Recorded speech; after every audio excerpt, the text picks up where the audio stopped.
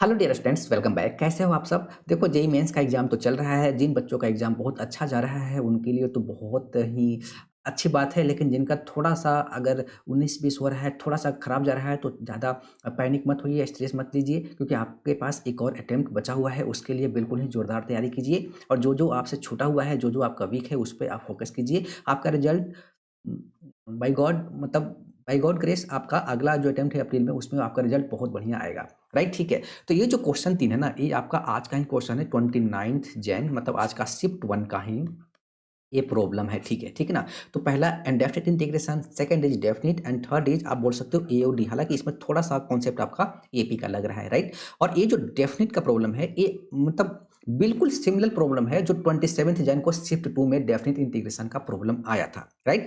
Question conceptually बिल्कुल ही easy था, लेकिन लेंथी था। मतलब आपसे सिर्फ कैलकुलेशन ज्यादा करवा रहा था, और इस टाइप का क्वेश्चन इरिटेट करता है। लेकिन अगर आपका कैलकुलेशन अच्छा है और कॉन्सेप्ट बिल्कुल क्लियर है, तो क्वेश्चन सॉल्व हो जाएगा, ठीक है। तो मेरे हिसाब से ये जो क्वेश्चन है ना, ये आप मतलब बाद में मतलब कहने का मतलब है कि जो जो इजी क्वेश्चन है पहले उसको करना चाहिए, उसके बाद इस टाइप के प्रॉब्लम पे जाना चाहिए, क्योंकि कैलकुलेशन एरर होने का चांस 100% रहता है, राइट। तो देखो, तीनों क्वेश्चन को फटाफट डिस्कस कर लेते हैं। तो देखिए, इंटीग्रेशन दिस और इंटीग्रेशन का प्रॉब्लम भी बहुत ईजी आ रहा है, ठीक है। ये तीनों क्वेश्चन जो कैलकुलस का ही है। Sine x minus cos x this. तो देखिए, सबसे पहले माइंड में क्या आएगा कि साइन कॉस, तो यहाँ पे सिर्फ इकलौता टैन है, तो इसको भी साइन कॉस में पहले कन्वर्ट कर दिया जाए। देखो, सबसे पहले माइंड में यही आएगा, तो sine x and then minus यहाँ पे लिखेंगे कॉस एक्स, और यहाँ पे मेरे पास लिखा हुआ है sine square x divided by, ठीक है। और यहाँ पे मैं लिखता हूँ sine x and then cos square x and then plus यहाँ पे sine x divided by cos x, और इंटू कितना लिखा हुआ है मेरे पास साइन क्यूब एक्स, और यहाँ पे लिख देते हैं डी एक्स, राइट। अब देखो, यहाँ पे साइन, यहाँ पे साइन, साइन कॉमन लेके यहाँ से ये वाला चीज को खत्म करो, तो यहाँ पे हो जाएगा sine x and then minus cos x, ठीक है। साइन कॉमन लेके उड़ा दूंगा इसको, तो यहाँ पे हो जाएगा साइन एक्स डिवाइडेड बाई, तो यहाँ बच गया मेरे पास cos square x and then plus कितना बच गया मेरे पास sine cube X and divided by, यहाँ पे हो जाएगा कॉस एक्स और यहाँ पे डी एक्स, ठीक है। अब एलसीएम भी लेता हूँ उसको, ठीक है ना। तो यहाँ पे हम लिखेंगे sine x minus cos x, LCM लूंगा तो ये cos x आपका ऊपर चला जाएगा, तो यहाँ पे मुझे sin x cos x लिखना पड़ेगा, ठीक है। और यहाँ पे dx डिवाइडेड बाई, और यहाँ आपका आ जाएगा cos cube x and then plus यहाँ पे हो जाएगा sin क्यूब x, राइट। अब ये इंटीग्रेशन दिखा दिखा सा लग रहा है, क्यों? क्योंकि अगर मैं डिनोमिनेटर को t लेता हूँ तो इसका डिफरेंशिएशन कुछ मतलब एक कांस्टेंट के साथ ये दिख रहा है, जैसे sign cube x 3 sine square x into cos x, cos cube x minus 3 cos square x into sine x. मैं दोनों में से 3 sine x 3 sine x cos x common लूंगा, तो sine x minus cos x बिल्कुल दिख गया ना, तो 3 तो बाहर निकला है, क्या प्रॉब्लम है? तो डिफरेंशिएशन पे अगर आपका कमांड है तो आप बिल्कुल माइंड में ही इसको वैल्यू पुट करके सब्स्टिट्यूट करके देख लोगे, ठीक है ना। डिफरेंशिएट करके, तो d t upon d x equal to हो जाएगा मेरे पास 3 साइन स्क्वायर एक्स और into cos x minus 3 and then यहाँ पे हो जाएगा कॉस स्क्वायर एक्स और यहाँ पे हो जाएगा साइन एक्स। तो अगर मैं डी टी इक्वल टू, और देखो डी टी अपॉन में 3, ये 3 कॉमन लेके इधर डिवाइड कर लिया, और यहाँ पे इन दोनों में साइन एक्स अगर कॉस एक्स कॉमन लेता हूँ, ये हो जाएगा sine x minus cos x. देखो बात बन गया ना, और यहाँ पे लगा देता हूँ डी एक्स, ठीक है। ये 3 कॉमन लेके डिवाइड कर लिया, ठीक है। इस dx को इधर लेके चला गया, इन दोनों में से sin x cos x common ले लिया, तो ये देखो कहाँ गया। हाँ, ये देखो दिस इक्वल टू कितना हो जाएगा dt अपॉन 3, और इसको तो हमने t लिया ही है, तो बात बन गया 1/3 इंटीग्रेशन dt अपॉन में t, ठीक है। तो ऐसे क्वेश्चन से ही आपको स्टार्ट करना चाहिए, यानी कि ऐसे नहीं करने का मतलब है कि जो भी आपको अच्छे से आता है और जिसका आंसर बिल्कुल परफेक्ट मैच कर जा रहा हो, ठीक है ना। तो ऐसे क्वेश्चन से ही आपको पेपर स्टार्ट करना चाहिए। तो दिस एंड देन प्लस, क्योंकि हमने टी इसी को लिया ना था, ये हमारा आंसर आ चुका है, ठीक है। अगला क्वेश्चन देखते हैं। क्या है डेफिनेट इंटीग्रेशन का। कॉन्सेप्चुअली मैंने बोला कि बहुत ही आसान सा है, लेकिन थोड़ा सा लेंथी क्वेश्चन है, कैलकुलेशन ज्यादा है इसमें। तो सबसे पहले इसको हम लोग आई मान लेते हैं, ठीक है। सो आई इक्वल टू, अब मैं सबसे पहले इसको दो पार्ट में लिख लेता हूँ, मतलब ब्रेक कर देता हूँ इसको, तो X square and then cos x divided by 1 plus pi to the power x, यहाँ पे D X and then plus ये हो जाएगा मेरे पास minus pi by 2 and then हो जाएगा pi by 2 and then 1 plus sine square x divided by 1 plus E to the power, यहाँ पे हो जाएगा साइन एक्स एंड इसका पावर दे रखा है आपके पास 2000 कितना है 23, ओके। यहाँ पे डी एक्स, राइट, ठीक है। तो अब हम इसको i इक्वल टू एक काम करते हैं i1 प्लस i2 कर लेते हैं, और इसको इक्वेशन 1। अब हमें सबसे पहले सिंप्लीफाई करना है i1 को, तो i1 इक्वल टू मेरे पास गिवन है minus pi by 2 and then यहाँ पे गिवन है पाई बाई 2, यहाँ पे x square then cos x divided by 1 plus कितना गिवन है pi to the power x, यहाँ पे dx। देखो अब यहाँ पे देखो, सबसे पहले डेफिनेट इंटीग्रेशन का आप लिमिट देखो, अपर एंड लोअर लिमिट बिल्कुल सेम है, लेकिन साइन डिफरेंट है। सेम है, साइन डिफरेंट है। और आपका 1 plus pi to the power x, कभी क्वेश्चन में देखो ई वाले पार्ट में ई टू द पावर है, यहाँ पे पाई टू द पावर है, यानी कि पाई हो, 2 टू द पावर एक्स हो, 3 टू द पावर एक्स हो, ई टू द पावर एक्स हो, और कुछ लिमिट अगर ऐसा है आपको, तो आपको क्या लगाना है, माइंड में क्या चलना चाहिए, किंग रूल। हमेशा सबसे पहला आपको यही लगा देना है, बिल्कुल, है ना, आंख बंद करके ये लगा दीजिए आपका। ये लगाने के बाद क्या होता है, ये वाला पार्ट है ना, ये जो दिख रहा है ये हट जाता है, ठीक है। इस क्वेश्चन में आपका ये मतलब ये अगला जो I2 है उसमें आपका ये हट जाएगा, ठीक है। सो I1 इक्वल टू, और फिलहाल मैं इसको एक काम करता हूँ, 1 माना ऊपर है, इसको 2 मान लेता हूँ। तो I1 इक्वल टू ये हो जाएगा मेरे पास माइनस पाई बाई टू, और ये हो जाएगा पाई बाई टू।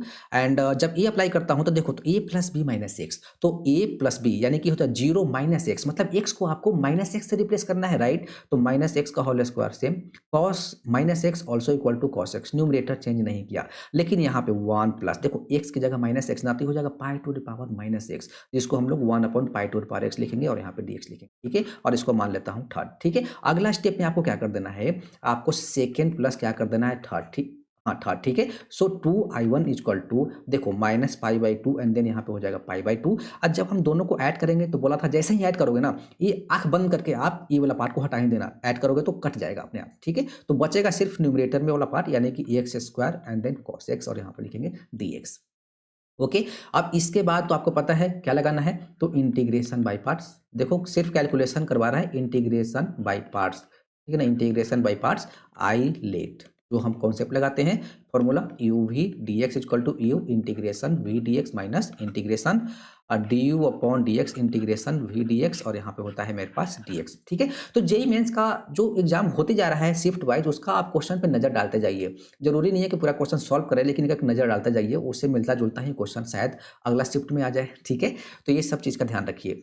तो ये आ गया हमारे पास। अब इसके बाद फटाफट इसको आई इंटीग्रेशन बाई पार्ट्स तो लगाएंगे, आईलेट तो लगेगा, और ठीक है, लेकिन उससे पहले देखिए ये जो लिमिट दिख रहा है और ये दिख रहा है, तो देखिए डेफिनेट इंटीग्रेशन में जितना पॉसिबल हो प्रॉपर्टीज के थ्रू ही क्वेश्चन को प्रोसीड कीजिए, आंसर कभी गलत नहीं आएगा, ठीक है। तो अब यहाँ पे कौन सा प्रॉपर्टीज की बात हो रहा है, तो यहाँ पे देखिए, अगर मैं ये वाला प्रॉपर्टीज की बात करता हूँ, 0 to A and then F x D x equal to 2 times 0 to, यहाँ पे लिख लेंगे A by two, and then यहाँ पे तो F x D X, if condition क्या होता है कि A minus X equal to F X, ठीक है ना, यानी कि this plus this minus X equal to this, right.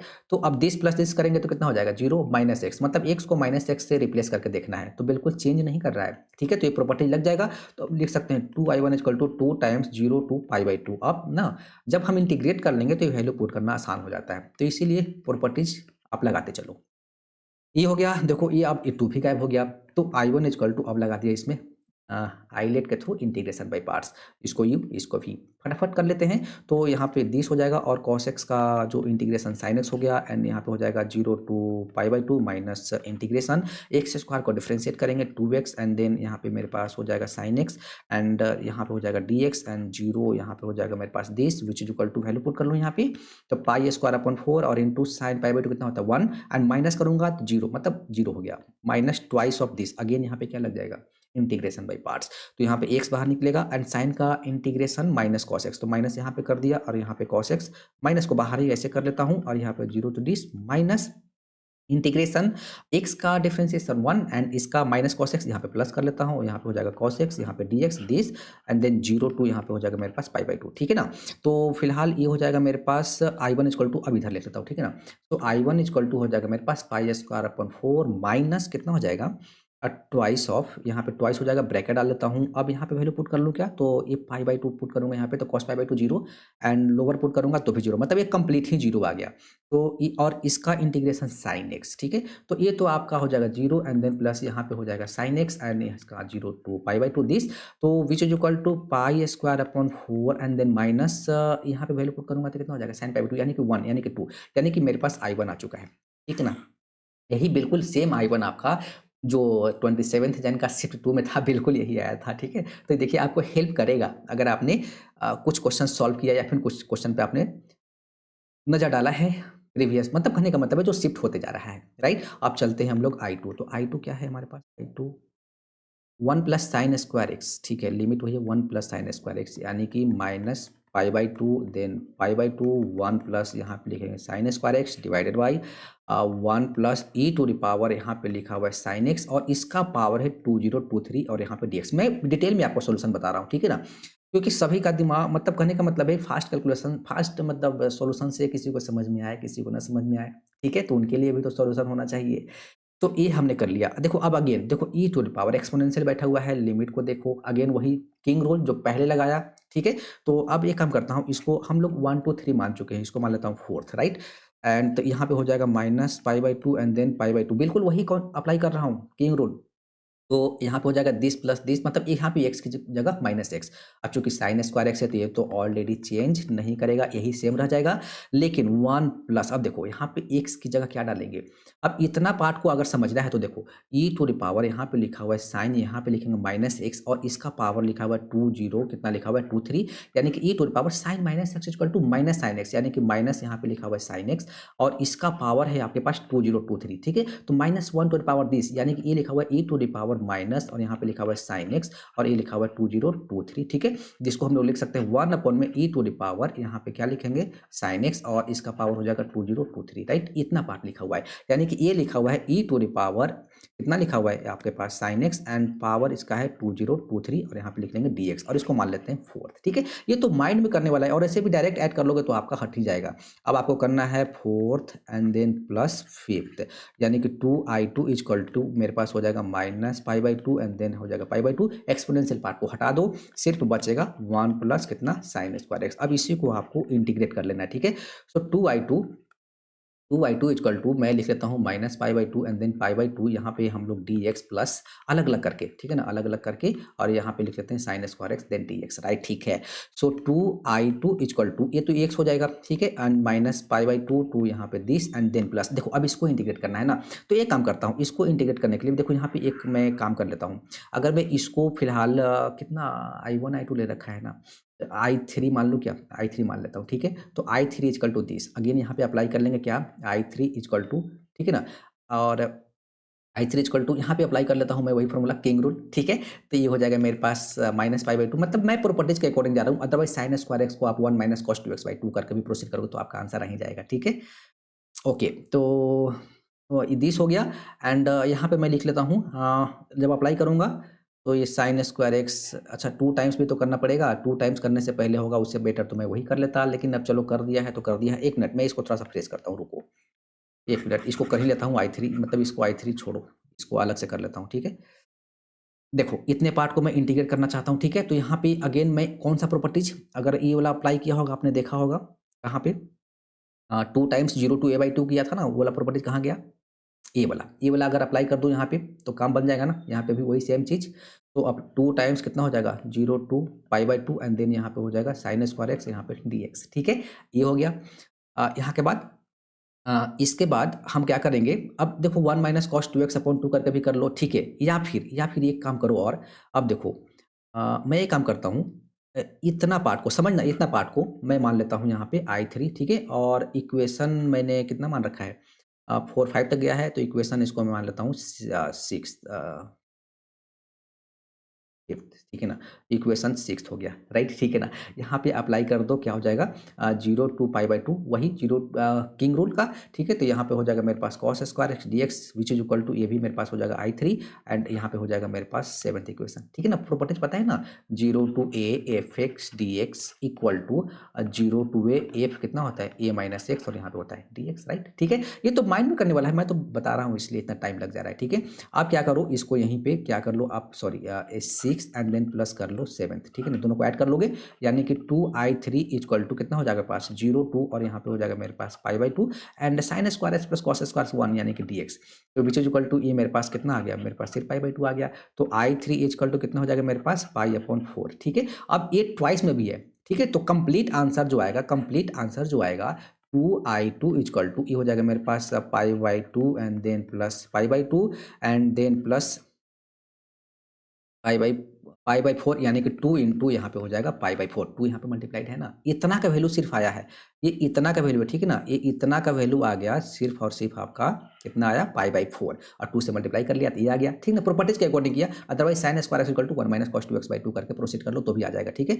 तो ये आपका गैप हो जाएगा, यहाँ पे बच गया मेरे पास 3 पाई अपॉन 2, तो यहाँ पे बचेगा i2 equal to 3 pi upon 4, okay?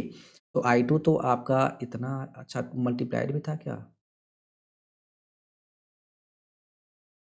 2i2 equal to this,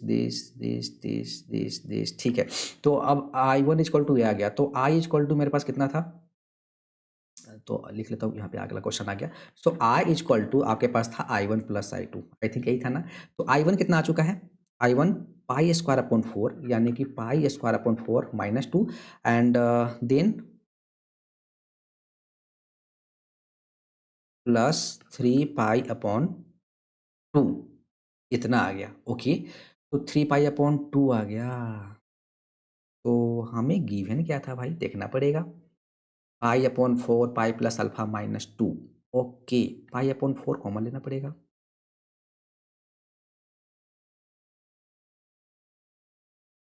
oh! 3 pi upon 4, my mistake, यहाँ पे गलती हो जाता, 3 पाई अपॉन 4।